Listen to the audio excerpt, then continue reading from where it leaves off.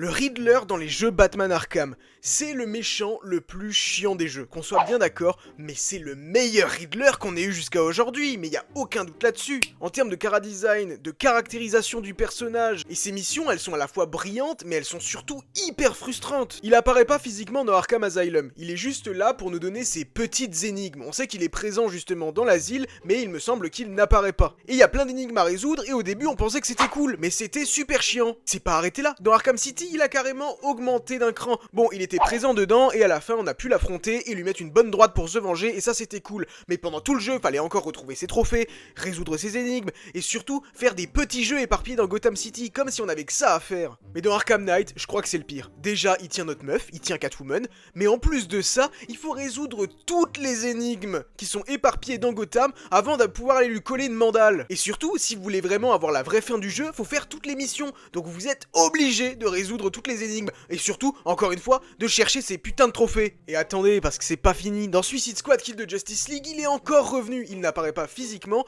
mais il est revenu et nous donne encore des énigmes, en tout cas à la Suicide Squad, à résoudre à travers Metropolis. On l'appelle pas l'homme mystère pour rien. Mais du coup, c'est ce qui fait quand même de lui le meilleur. Il ne cherche pas à montrer qu'il est plus fort que Batman physiquement, parce que ce n'est pas le cas, mais qu'il le dépasse intellectuellement, même si c'est pas le cas.